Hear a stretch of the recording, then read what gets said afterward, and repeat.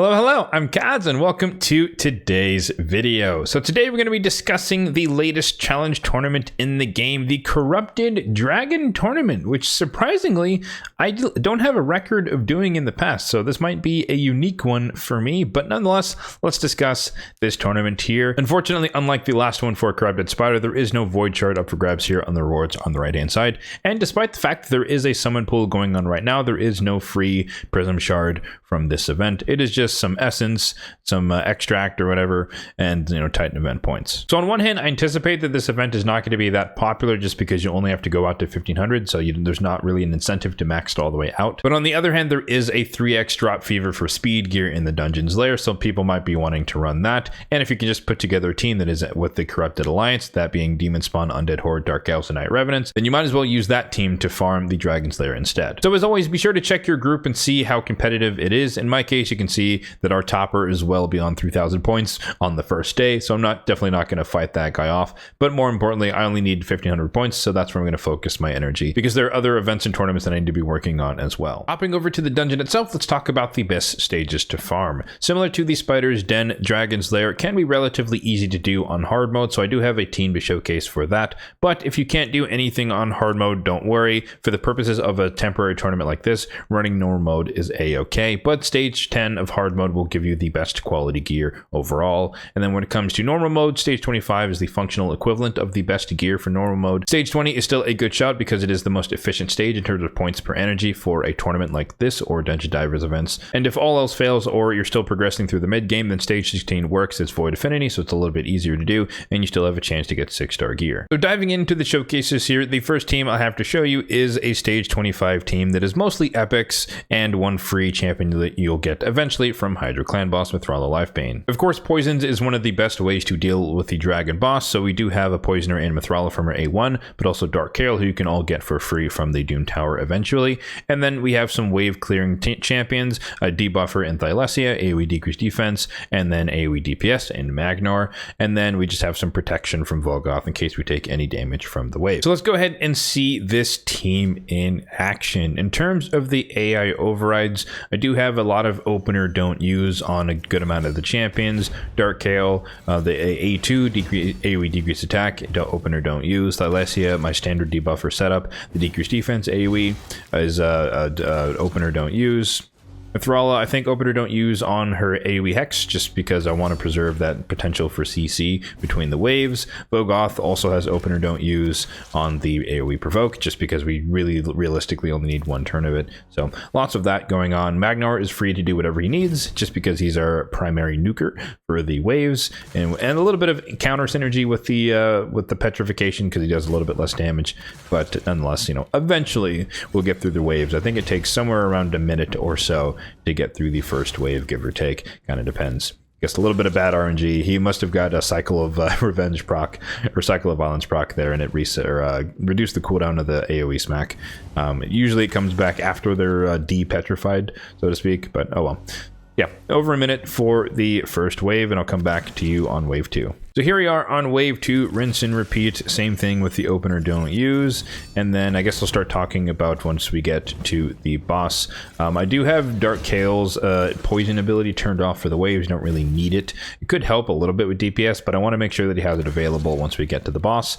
And he is negative affinity for this fight, so he is going to be prone to weak hit, but that is a-okay because he places the poisons on the A3, so that's all we really need, but he can weak hit on the A2 when he tries to extend them and or place decreased attack, but we do have a lot of protection in the squad so that we don't necessarily have to worry about dying or anything like that. Mithrala also has poisons on our A1, of course, which is going to help us poison the boss. And then Thylesia once again is bringing our decreased defense so we can enable some damage from Magnar and the like, War Master hits and whatnot. So just about 2 or so minutes to get through the waves, and then we're on to the boss. So we do have all the poisons placed by Dark Kael, and he can start activating it on the A1. And notably, even though he might weak hit on the A2 to extend the debuffs, Thylesia also has debuff extension in her kit. So between the two of them, we should have our poisons lasting for a very, very long time on the dragon. And so for the most part, start, he's just going to die slowly but surely to the sheer stack of poisons on him between Dark Ale and Mithralis A1.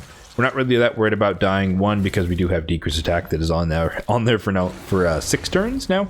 But in addition to that, we also have Mithrala protecting us with the increased defense and the strengthen and the shield and the cleanse. And then, of course, the bolster shield you can see there on Vogoth is protecting us from the initial few hits from the dragon himself. So coming here to the end of the fight, maybe one more turn of his and then he'll be really, really low, and then Dark Kale might pop some poisons to finish him off. Let's kind of see where we go here. But yeah, somewhere around 3 or so minutes, a little bit over 3:16 apparently.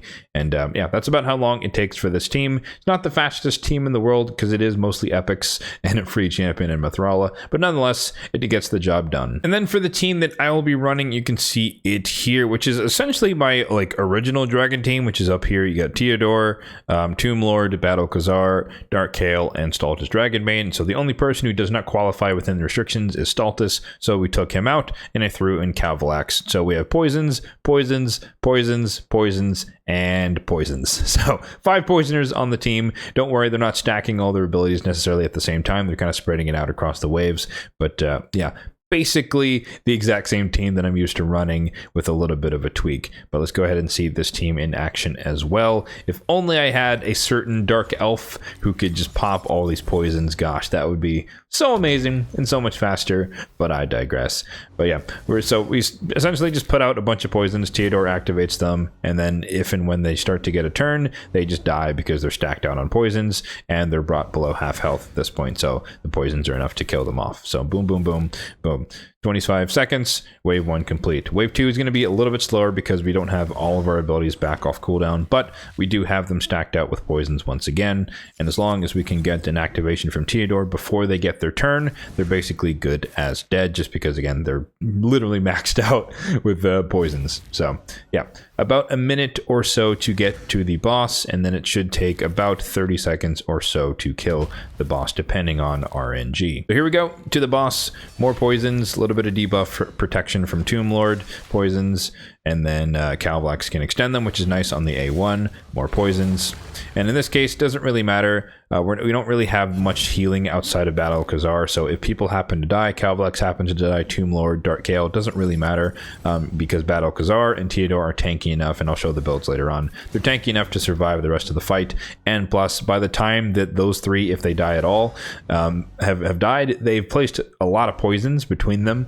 and so the job is effectively done. And honestly, it's a little bit faster if they do die, just because again Theodore and Battle Khazar can kind of finish it out. But yeah, Calvalax is dead, no big deal, and then Tomb Lord apparently gets the final blow. So about 90 seconds or so, a little bit slower than my OG team, as you can see there, about a minute, but yeah, it still works. So as usual, let's go through the builds on these champions, starting off with the mostly epics team and Thylesia, who you may have seen her land some stuns in the run. Didn't really point it out, but she is in a stun set. That's not mandatory for the success of the run, but it is nonetheless how I have her built for Doom Tower Secret Rooms and Curse City, stuff like that. So she is in a stun set with perception, and her stats are as follows. Apparently they flipped it, forgot about that. They flipped the stats and the abbreviations, but I digress. So almost 40,000 on the HP, 3,700 on the attack, 2,500 on the defense, 231 on the speed, full crit rate, 159 on the crit damage, and then 346 on the accuracy. Again, that's enough to be able to land her debuffs in like the Curse City level of stuff. For the blessing, she is a debuffer, so I like running cruelty on them just because they're already decreasing defense with the debuff. Might as well do it a bit more with the blessing. And for the masteries, no masteries because she's, like I said, Doom Tower Curse City style champion. Next up, we have my Magnar in a Savage set with a little bit of one piece of Stone Skin for the extra HP. That's going to take a while to get used to. The patch literally happened today. 88,000 on the HP, 2,500 on the defense, 173 on the speed. He is very slow, but he has HP percentage boots on just to maximize his damage. 105 on the full crit rate, 211 on the crit damage, and then we don't care about his accuracy or resistance. When it comes to the blessing, Crushing Rend, I hope that someday he will actually be 6-star, but until then it's just a 1-star, and it's just the blessing that I'm, just too cheap to change it, to and fro. So I just want to leave it at where I would like it to be at 6-star. Then for the masteries here, he is built like a nuker, as you might expect. So a lot of the nuker stuff on the offense tree, ultimately ending on Helm Smasher to ignore as much defense as possible. And then he doesn't need accuracy for anything from the support tree, so a little bit of tanky stats on the defense tree. Vogoth we've seen many times on the channel, but he is in my one and only bolster set on my entire account because it is a fake set, as I like to call it. And Mortal as well, and 2 pieces of protection through the accessories for the extra resistance and the HP. Total stats, 100k on the HP, 2700 on the defense, 174 on the speed. He's also in HP percentage boots. Actually, he's in HP percentage across the entire bottom row. 467 on the resistance, so a little bit of indexing into resistance just for arena purposes, and then 232 on the accuracy, which is enough to land it on like nukers in the arena and stuff like that. This is primarily an arena build, as we'll see in the masteries, but nonetheless he does function in most PvE content that I throw him into. For the blessing, commanding presence just works. It improves the aura on whatever team he's on. And then for the masteries, defense tree is primarily where we're going, so he's just a meat shield, soaking up as much damage as possible with selfless defender as well as bulwark for the built-in ally protection. And then support tree, lots of the healing masteries, and then a little bit of lore steal for the extra stats. Next up we have Mithrala, who is also in an arena build, but nonetheless she does function in PvE in the same build, but untouchable and perception, so she's immune to any people who might want to place bombs with increased accuracy. Total stats, 73,000 on the HP, 5k on the defense, 280 on the speed, and then 270 on the resistance, 723 on the accuracy. Combined, that means she's effectively around 1000 resistance. For the blessing, I went with temporal chains because she's designed to cut in when the enemy does a bunch of stuff to my other champions and then cleanse it all off so that they can have their turn. And then the masteries kind of reflect more of an arena style build, mostly in the support tree, lots of the accuracy stuff, a little bit of turn meter here, ultimately ending on Eagle Eye for extra accuracy, of course.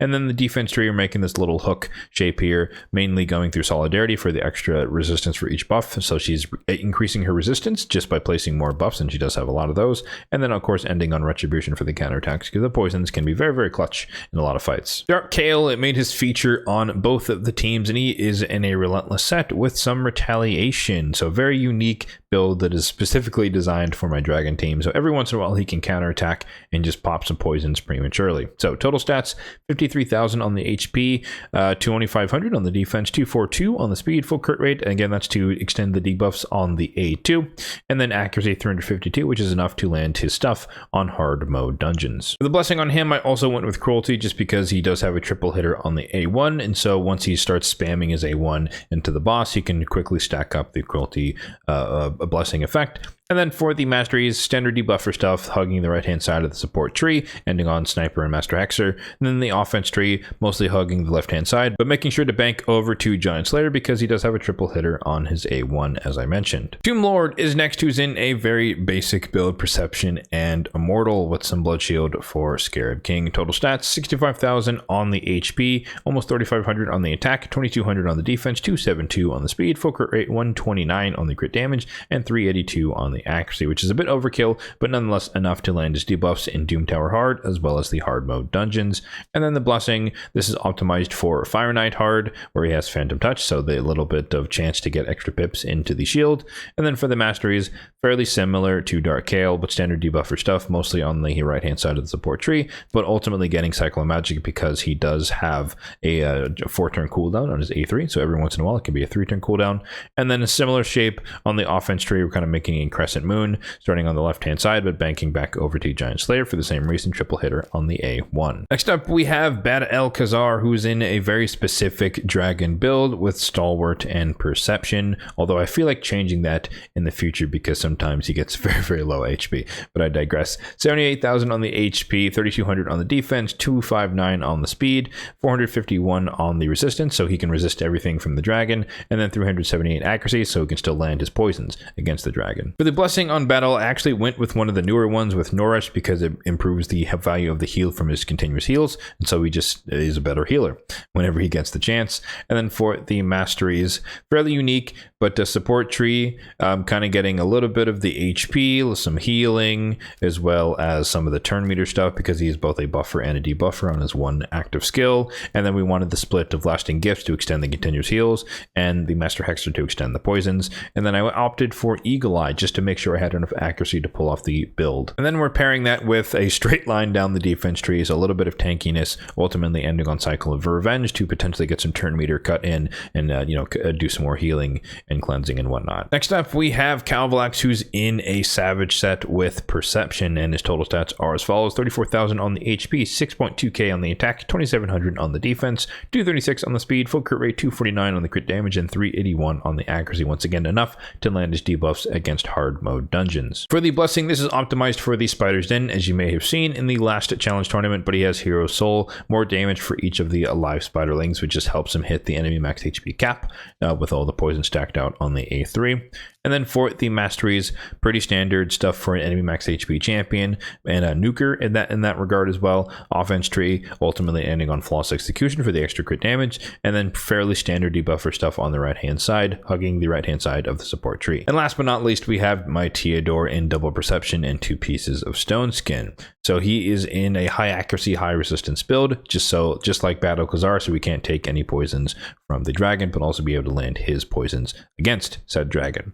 67,000 on the HP, 3,700 on the defense, 252 on the speed, 477 on the resistance, and 367 on the accuracy. For the blessing, as you might expect, Brimstone, super good on him. He has enough accuracy to land it, and it helps him do even more damage than he already does. And then for the masteries, fairly unique, but on the support tree, kind of starting off with the standard debuffer stuff, banking over to a cycle of magic, and just in case he can get a cooldown on the activating poison, HP burn ability, Lord Steel for the stats, Master Hexer to extend the duration of the poisons, and then Oppressor, believe it or not, to increase his turn meter fill rate for all of the debuffs that he can put out there, the decreased speed, the weaken, and all the poisons and poison sensitivity. And then we're also coming down the defense tree for a little bit of tankiness stats along the way. So as usual, you might not have those specific champions on your account, so let's talk about some other champions that you could use for this particular encounter, bearing in mind that it is dragon, so it's not the hardest dungeon, and as long as you have a decent amount of DPS combined with some supports, any team could realistically get it done, particularly on normal mode. So with that in mind, let's talk about some other champions that you could use, starting off with the category for poisons. And I didn't really talk about it much, but technically you could also use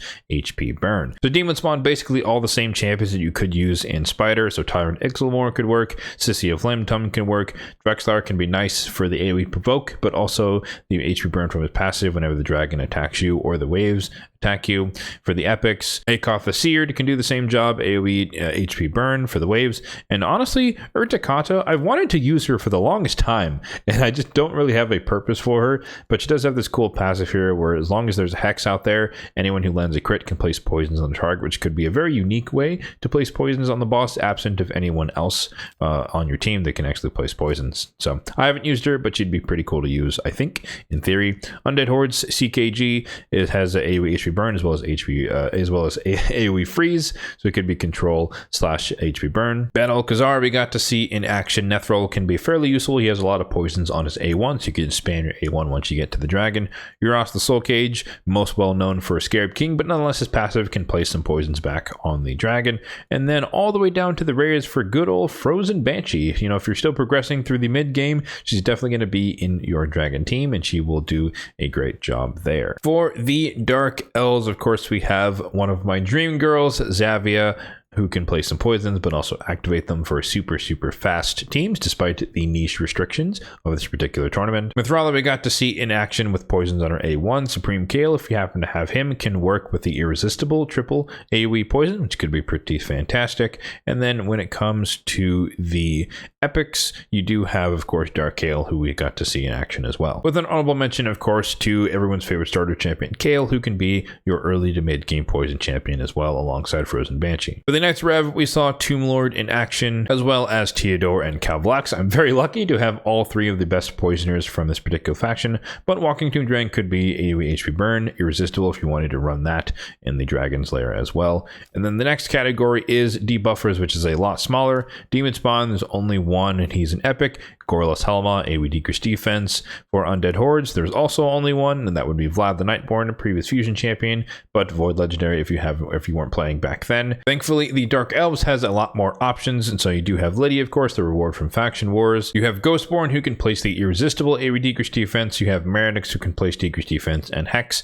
And then for the epics, you do have Spider, who can place at least a chance to place decrease defense and the weak version of Weaken. And then lastly, for the Knights Revenant, Tomb Lord, of course, can be your debuffer, but if you don't have him, then Thylesia, as we showcased, can be your AoE decrease defense champion. And then starting back to the top for the supports, Demon Spawn Prince Kamra, of course, can be the best reset champion for any type of speed run that you can come up with, whether the crown is good for protecting, healing, etc. Same thing with Duchess. For the epic, Stir the Hungerer can be a pretty decent healer reviver combination, and then honorable mention to Skimthos, because he can do this little cool transfer thing of a debuff from him back to the dragon, so he can be one of those types of champions who can throw the poisons back whenever he gets to use this active ability.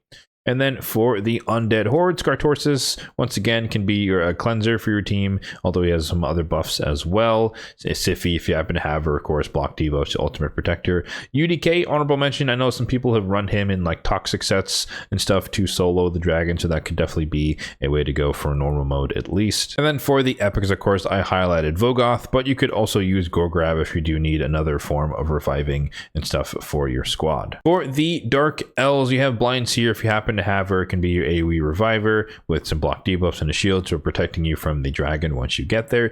Vithix can be a pretty decent control champion, AoE provoke, void affinity, and she's guaranteed as long as you play long enough. And then for the epics, you have Kaden, who could be your reviver for the squad, and then Sylar, honorable mention, you can run her in a stun set for the AoE on the A1 and the A2, and then the massive turn meter drop for a good amount of control. Then lastly, for the Knights Revenant, you have White Queen and Cora, who's kind of like a Mithrala, but she has a revive as well, just in case anyone dies, but predominantly in there for the cleansing and the shielding. Latreon Blademaster, if you do happen to have him, the very few of you, of course, he's really good against bosses, block debuffs protected, and shield, and grease defense, and all that good stuff. For the epics, Doom Priest comes into play here. Obviously, her passive cleansing and healing is good against the dragon, places a lot of poisons. And then Rector Drath, probably one of the best supports for that type of fight, with the healing and the reviving and the veils. So there you have it. That's going to be my team for the Corrupted Dragon tournament. And like I said, I'm only going to be going out to the Titan event points at 1500, because there's not as much incentive to go further or beyond that in the tournament compared to the Spider one. Let me know in the comment section down below what team you're going to be running, if you're going to be running a team at all for this particular tournament. And best of luck with your group. Hopefully it's an easy one so you can take the dub and walk away with some pretty sweet Relentless gear. As always, if you did find this video helpful, then be sure to hit that like button down below. It really does help out the channel. And feel free to hit that subscribe button down below if you're enjoying the content on the channel for more content just like this one in the future. Thanks for watching, and have a good one.